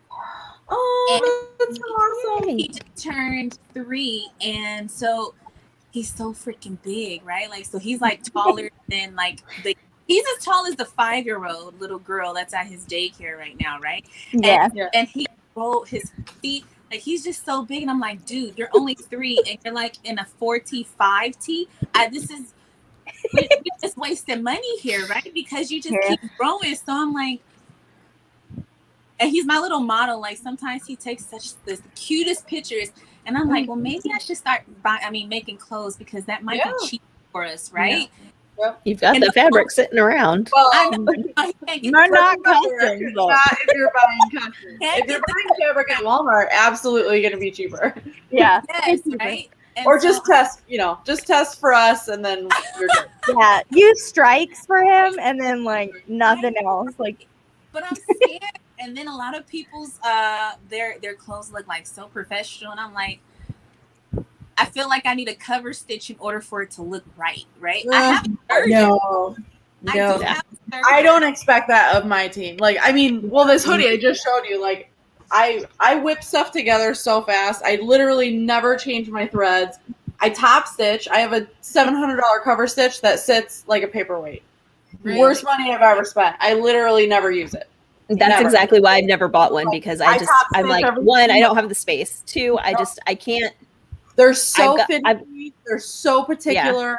Yeah. If you hit like, when you get kind of to like these corners where you have like maybe 4 layers coming together in a corner, it's going to be all jagged here. At least for me, I could never get it right. I was wasting so much time and getting so frustrated. So I don't expect that of anybody on my team. And if you top stitch or don't top, it makes no difference to me. I do, but I do have this. I do have a serger. It's like one of the little brother ones, but I do have a serger. Next time, I definitely have a serger. Yeah. Next time you strike for me, just let me know, and I'll sacrifice some cotton lycra for you to try and make something. I will, because I'm like, oh, I want him to have all this cool stuff, and I'm like, dude, you can totally sew. Like, stop being afraid, right? Yeah, it just takes that one time. Like I said, like, to me, what you do is impossible for me. Like, quilting and bags are like, they're just like over the top of my head. I can't do it. I can sew like clothing, knit clothing. I can sew that all day, but like when it gets to any kind of bags, I can't do any of that. Even like people who do like woven only clothing, like I'm amazed by that, because I'm scared to do that. Even though I'm super confident in doing knit clothing, woven clothing is like a whole nother world. Like, what the hell's a dart? Like, I feel like it knits you can just hide so many errors. It's like, oh, you cut Yeah. that just a It little just bit wrong, scratches or you over. showed it just a little bit wrong. It's just like, oh, nope, it's Yeah. perfect now. That's it. But like woven, like you see Right. everything. Like, ugh. Yeah. Yeah. I think And I putting think a zipper in woven, I mean, Seam allowance is just a suggestion. Just letting y'all know that. yeah. right. I really want to try. I am so terrible. I'm sitting here trying to do videos and I'm like, okay, use this seam allowance. And I'm like, why? I just eyeball it at this point. I'm just Like, I think bags is the only place where it like actually has legitimately made a difference for me. And like, I see people freak out. I was 1/16 of an inch off on when I cut this out. The little square doesn't match up right. I'm like, it's a 1/16 of an inch. It's Adjust your needle. frustrating. But on It's a so- quilt, I mean, on a quilt top. That Oh yeah, tiny quilt would be the other Oh thing. my god, Yeah. it's so frustrating, y'all. It's so Yeah, on like- quilts and bags. Those are there we go. Those two. yeah, like Amber said, like what you do like requires so much like precision and like attention that like knit clothing is like nothing. Like, The thing is, you're overthinking it. yeah, You're overthinking You know it. what? It's so funny because I do that on every single thing. I overthink and stress out, and especially when it comes to a strike, I can have a week to sew my strike, right? And I literally don't know what I'm gonna do until the freaking day before. So I'm always rushing, okay? Because I'm like, oh, I'm gonna make that, and then I get the fabric, and I'm like, I don't know if I want to make that bag. And then Chrissy, you sound exactly like the rest of us. Okay. Didn't you have this for like a week? I'm like, babe, I didn't know what the hell I was gonna sew right now, and so I can't talk to you all day today. And then she brings food, and she's like, "So am I gonna see you at all?" And I'm like, "If you come in here, but I don't think I'm coming out, like because I gotta finish it." So I'm always the last. It's so stressful, and I don't know why I do it to myself. But literally, the bag, like this bag, okay? So this bag that I made. I was like, okay, I know I'm gonna do this bag, right? And then the day came, and I'm like, Chrissy, you haven't sewn your stripe. What the hell are you gonna make? And I'm like, bingo. Okay, I'm gonna make that bag. But it was literally sitting here for a whole week and a half, and I could have had it done and not stressed and not made my life miserable. But I make my life miserable every strike. So I feel you. When I don't strike for for a lot of people though, like I don't strike. I guess strike for Cat. I guess strike for retro stitch, and I think that's about. Oh, and purple dragon. Like that's it. Like I'm not on like this multitude of list of people like this. I'm just there. So I just have the and so they'll say hardware. Like so that's it. So I don't have like stuff constantly coming in. It's just the stuff that I have in. It'll be sitting there and I'm looking at it like, what are you gonna do? And then it's like strikes are due on the 8th and it's like the 6th and I'm like, crap. That's why I always give so much leeway to like any of my strike team, like if they can't get it done, because I know me as a striker, I will sew like half of a bodice and then like leave it alone until the day before because I get mad because like I said, I don't sew. I hate sewing. I mean, I like the end result, but like sewing to me is not like calming. You know how people are always like, it doesn't like it's de-stressing and it's calming. Like it's not that for me. It's the opposite. It makes me so angry, but I love the end result and I like that I can make my own clothing. yeah. But sewing is definitely a hobby for like a necessary hobby and not like an enjoyable hobby. Does that make me a bad group owner since I don't like sewing as much as everyone else? That's why we have awesome teams. I think the most stressful part of it is for me is literally most of the bags, like I would say 95% of the bags that I sew for strikes are my first time making those bags. So I do that with patterns. and so Me it's too. like, this is why you're stressed out because why you didn't read the pattern, okay? And then you go and now you have to make this bag in one day and you've never made this bag ever before. So now you're flipping out, right? And so that's what happens is a lot of times I make a bag and it's the first time that I made the bag on every strike. So And I that's don't awesome. care, like, if I love that you sews go- the same thing every single time, I don't care. It doesn't have to be fancy for the RBD team. And they all know that. Like, August, Yeah. literally, August could make the same exact hoodie every time in different fabrics. I would never care. I just don't care. Like I said, I'm the Yeah, same. it's like everybody has their style, and Danielle has her style. Like Michelle's really good about always switching it up. Like I have such an awesome, team. I mean, a lot of them have been with me from the very beginning. We slowly kind of add more people, but I don't care. Like they take awesome pictures. They do the work. I don't care if it's perfect. I don't care if it's different. Doesn't matter. yeah. But I know a lot of when other I groups sew- have rules about that. Yeah, see, when I sew I'm for the same. Dhee, she likes to know what we're going to do up front, so we're not all sewing the exact same thing. Right. Which, I think, with fashion fabrics, that makes a big difference because It would you all want to show how it look- works in different ways. Yeah, like it's a very different type of beast than custom fabrics, and so I know going into it that I have to pick what I'm going to sew and I have to stick to it. So by the time she packages it and sends it to me, then I have the pattern all ready to go and I can look at anything if it's the first time. I don't, but I could if I wanted to. She's like, here's your fabric. And I'm like, okay, I can go. And I love that I have the plan before I can do it. Because then I get, fabric from Kat and I'm just like, oh, what was I doing with this?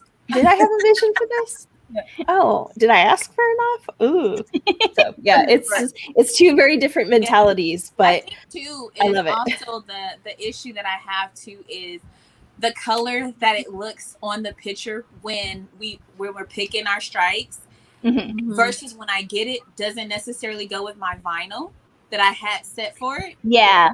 So then, On the screen it can be different, like when you get stuff in. and then I'm like, well, there goes that idea. So what do you do now, right? So I think that's part of it. But maybe if I switch to the cotton lycra type of things and I start making the baby clothes, I might save myself a lot of stress. So I think I'm gonna try it, y'all. you can do it. I'm gonna try. We believe in you. I gotta get some cotton lycra now. Like I said, I'm going to be opening I'm going to be doing the strikes for the next round. You're on my strike team. Yeah, you're definitely on my strike team. I was like, are you on my strike group? Yeah. I'm going to do claims for for my next round 9, like next week. I have already kind of picked what I wanted. I don't know if I'm gonna get it. Just message me. Yeah, just message me what you want, and I'll sacrifice some for you. And if you don't, if you make it and you don't like it, and like you're like, I don't want to show this, I'm not proud of this, then you don't have to. It'll be. Still. You'll do great. All right. So speaking of you'll do projects great. and It's gonna upcoming be great. rounds. All right. Any special projects you guys are working on or new products you're coming out with? I know Dhee is doing a print subscription now. That's a new thing for the Fab Clique. So the solid subscription is always one of my favorites because solids go a long way in coming up with something. I mean, they're solids. They're just so versatile. So I know she's doing that. How does that work? How is your fabric subscription working? Oh, so we started the solid subscription back in 2018, I believe January 2018. So it's been going on for like 3 years already. So what it is the solid subscription have 3 yards of fabric in them, either 1 yard of different colors or 1.5 yards of 2 different colors, or a full 3 yards with 1 color. And then it comes to you every month. It's $25 a month. This includes the shipping also, so you're saving a whole lot with the solid subscription. And then it includes a PDF information where you can print it out, and then you can put your swatch on them. It has its all information in there, pattern suggestions and things like that. We also have a blog that would that you can access and see inspiration before everybody else can see. Our team would sew it up and show you inspiration before you even get to fabric. That's for the solid subscription. Now we just opened up the print package subscription, which is coming this August. It's $35 a month, so it's $10 more than the solid subscription. Because print, I have to find them somewhere that's not mostly available to everybody. So and it's going to be almost the same thing. It's 3 yards of one print, so you have the freedom to do whatever that you want to do with it, or save half of it and use half of them, just because I'm a collector too. So I like that that idea of having, I'll save 1 yard and the 2 yards I'll sew.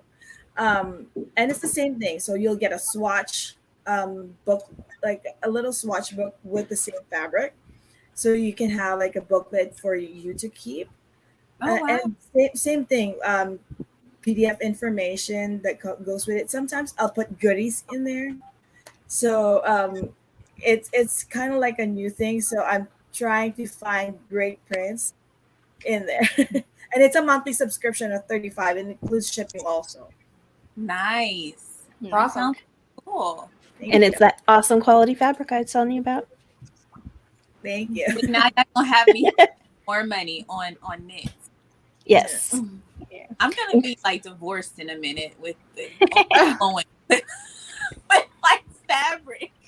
Just imagine like all the woven you have right now. You're gonna have to make room. You're gonna have to slide it on down. You're gonna have double what you got. I already have like so much more fabric coming into the shop, and I'm just trying to get rid of my regular fabric that I had collected over the years to make quilts with, because I gotta make room. And so all of my I'm like OCD on things I can control, right? So like all of my custom fabrics are like in totes by like comp, like Disney snacks, right? Because I have a problem with snacks. I want to have them like physically, so I like snacks, right? And so I have like all my Disney prints, or I shouldn't say Disney, I should say all of my mouse head prints. Okay. Yeah. Okay. I got all my mouse head prints, and then I have some Acheron, and then I have like some like a lot of purple dragon. I have realized that that's where the mouse head came from, and then I just said I was gonna stop, because I got 3 containers of fabric, and then they were kind of overflowing into my other cabinet. Like, Oops. right? Yeah, It works. I did. Thankfully, I don't do mouse. So like I don't like I like mouse, but Right. I don't wear mouse. And so like I've been saved by like 90. I'm saved from 90% of the custom community, like custom groups, because most of them do mainly like mouse stuff. So like when I find a group that doesn't do mouse and does like other stuff, like I go ham and like I buy all of their stuff all the time. I said I wasn't gonna do it, and then I bought a crap load of fabric on Friday that I didn't tell my wife about. So she's just gonna be like, "What the hell?" And I'm gonna be like, "Oh." The cool thing is when you buy fabric, you can just blend it into a pre-existing. You're gonna sew it all into clothes. Well, this fabric that I bought it specifically for bags, so it was canvas. So I'm not just gonna sit on it. I'm actually gonna sew it. So I'm at, whenever that pre-order gets here, it'll be here, and then it'll be like Christmas. Because I'm like, what is this? My friend Lily is texting me, and she's like, I wonder if I can get a library expo, Allie. So, hi. Hi. Yeah. So y'all gonna have me in the knit world now, and then I'm just not gonna be able to stop. Come to the dark side. Thank y'all. Thank you. That's the idea. We have cookies, candy, trashy novels, and alcohol. All the I same definitely novels. have a ton of trashy novels. I'll send you one of those in there too. Rock your world. All right, and Amber, you're working on patterns. That's kind of seems like your new exciting thing. Yeah, so what's coming up next will be the Candy Pocket. We have a pre-order opening on the 30th. I'm hoping the Candy Pocket will also drop on the 30th, but I'm not totally sure yet. But those are the 2 big things we're working on right now. Nice. And Kat, we just closed a round, right? Yeah. Yeah. I have a rolling bolt opening tomorrow.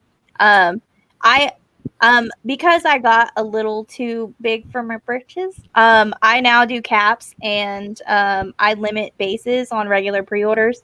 I only do woven and cotton lycra now, because I want to keep it small so I can do everything by myself until I am comfortable enough training someone to take over different jobs and stuff. But anyways, I do rolling bolts, which are basically like short pre-orders where I only offer like specific bases, but different bases from my regular bases.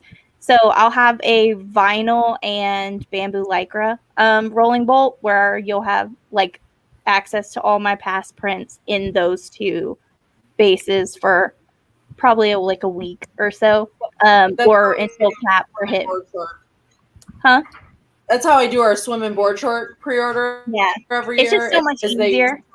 They get one round once a year. It makes it so much easier. Yeah, it's just a lot easier for me because like when COVID, so many people bought during COVID that like my last two rounds were like way bigger than any round. Like my two like 2020 rounds around like Christmas and stuff, like November and then like onward were so big and they were like way too much because like people were stuck at home, so they were getting like they were spending extra money on like stuff to do at home like sewing. So like last year was like a huge boom in business, but it also was like me realizing like this is too much, I can't do this. You found your limitations. Yeah. And because of COVID, like messed with like the shipping and everything, I had like rounds that were getting stuck in customs for like weeks. Like I had one round sit for like 5 weeks in custom, and it's like it was so much. Yeah, it was not great. So now I do like much smaller rounds, which are so great. Like caps are the best thing I've ever done, and I will never go back to not having caps. Like I want to stay small forever because I do this for fun. Like I do it because I enjoy it. And like when I first started it, the only other group that was really running like anime other than Sailor Moon and like Dragon Ball was Retro Stitch, because like I think we opened at around the same time. And like I want to keep doing this for fun. I don't want to ever like have it be my main like thing that my life hangs on, you know. But yeah, that does make a difference. So yeah, but yeah, I have a rolling bolt. I went off on a tangent. I'm so sorry. But yeah, I have a rolling bolt. It's opening, and then it'll be open for a week, and it starts tomorrow. And then I have round 9 strikes that are coming in, and round 9 will run around like end of August. Sorry, I haven't slept. My brain and my mouth are not like working. That's all right. And we've been talking a lot longer than I anticipated us to. Oh, it'll be 30 minutes, maybe an hour. Here we are, almost 2 hours later. So thank you all so much for coming and chatting and sharing your thoughts on sewing and getting to know each other. And I just really appreciate it very, very much from all of you. Absolutely. Thank you for having me. Congratulations, by the way. Yeah, thank you. I am very much having fun doing this. And, you know, there are days where, you know, I throw things across the room and I try and include those in the videos if I'm recording. So that's fun. Yeah. Yeah. Just editing you like yeeting something across the room you're just done with. Yeah. I think there might be some of that in the Pisces handbag tutorial because, like I said, I'm not a bag maker. Why am I making a tutorial? But if I can make it, you can make it. That's my philosophy, you know? Like, it's really not a beast. They're special. Yeah. They take a special person like Chrissy to make them. I don't have like y'all to make clothes. I'm gonna try it though. I really want to try it now. You can do it. You can. I'll send you some shortcuts. I want to have him looking all spiffy at daycare, you know, because we had him in this like cool type of clothes that we used to buy because they were so much cheaper when he was smaller, and then he only got to wear them like once because he like shot up like a beanstalk. Yeah, and he's 3 and he's over 3 foot tall, y'all, and he wears like 11 shoe. So he's my little growing stalk, you know, and I'm to start making. That's what I'm telling you. Like for customs for kids, I'm like, y'all ain't getting nothing. Like, I'll spend the money on me, but like y'all gonna get. See, my daughter stayed in a size 6 for like 3 years. Like she got taller, but she was the same width. Like her chest, waist, hips were all the same for like 3 years. So it was fantastic. So I can make stuff because I knew it was gonna last longer. And I'm like, well, you know, maybe she'll grow out of it this time. Nope. Nope. It So all of a sudden she had too many clothes. Yeah. And it was like, I'll make people like stuff with like shortcuts, or I'll have like shortcuts or scraps. I'll make like little underwear. I'll make like something there. But as for like my full yard dedicated to another person, that's not happening. It's mine. I'm not going to share. You know who makes me want to make him clothes is Amanda, because Amanda sews for her little boys. So cute. Yeah. So cute. And I'm like, I want all her outfits are so extra. Yeah. And so gorgeous. Yeah. I want him to go to daycare with like decked out and I'm like, where'd your mommy get that from? She made it. Oh, Yeah. made it.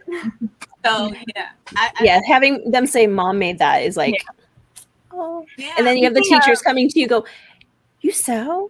Yeah. Oh, let's talk. Yeah. No, I don't. I just let It was people Not sew. that kind of sewing. Nope. So Nope. No, I don't want to have your parents. Have you ever like made something and then like someone came up to you and they were like, oh, that's cute. And then like you do that like it has pockets thing and you're like, I made it. Like when no one asks. So Right. I do that all the time. I'm so terrible. I'm like, oh, thank you. And then my friends will be like, she made that. And I'm like, yeah, I did. I just like blurt it out like straight up. They'll be like, your outfit's so cute. I'm like, thanks, I made it. That's really funny. Okay, so I did. My job prior to COVID was as a wedding coordinator, and it's been 2 years now. 2 years. Yeah. We did a surprise wedding on Jimmy Kimmel. And it was fantastic. And Celine Dion was there. Wow. And I literally, the night before the show was going on, I'm like, I have to make something. I have to wear something pretty because I'm going to be standing there with Celine Dion. That's actually what I'm wearing right now at this moment, is my Celine Dion dress. But like, she comes in and she's like looking at my dress and she looks at my other friend. She just kind of like half smiles at us. We're like, like I made this dress because Celine Dion's gonna be Right. But of course we're being all professional and like, yeah, we've got this. It's no big deal. Like, violently tell people that like I made this. Like the moment they compliment it, I'm like, I did that. Thanks.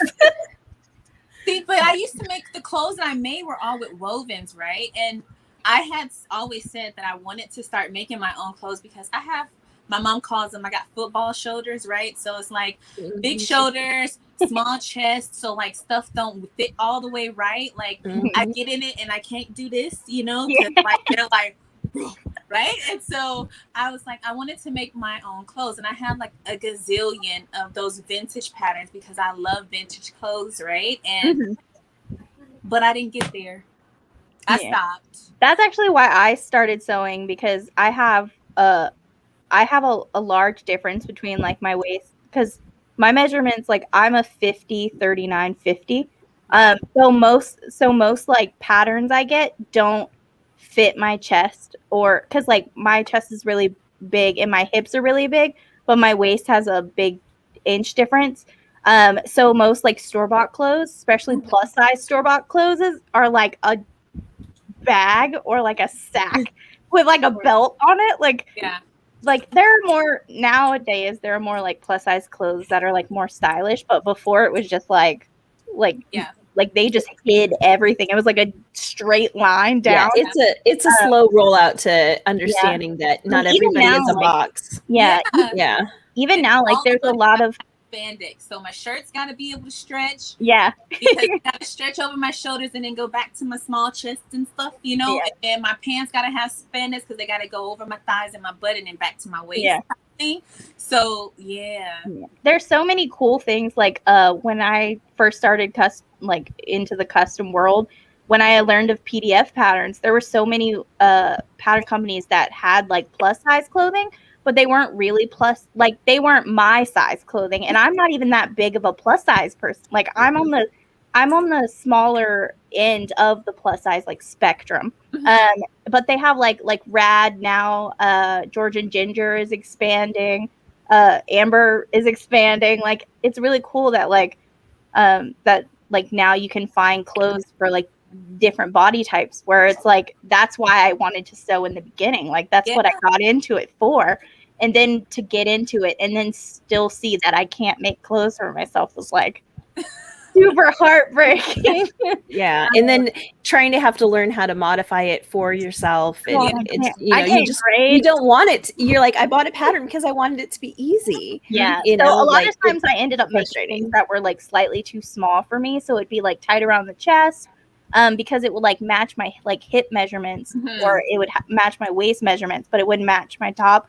But now like especially like pattern designers who do like I think like George and Ginger, I don't remember what the name of the owner is, but Christy, I think it is. She does like in her pattern, she like some of them have like where you can like teaches you how to do a full bust adjustment and stuff, which is super cool.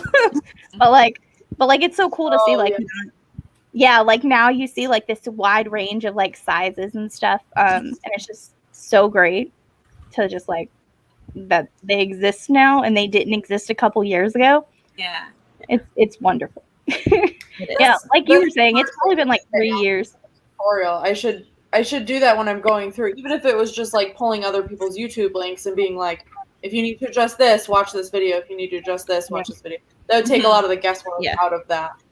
Yeah, and it's one of those things that I've thought about adding as of things to do on my channel for tutorial videos and stuff, and I'm like, but I don't have anybody that can model it for me to show what the difference is, because I am definitely not a full bust adjustment size person, and like my modifications are really kind of oddball ones. They're not normal ones, which would be good to show because people need to know how to do those kind of things. Like a short back with a short torso with a sway back isn't something you come across very often.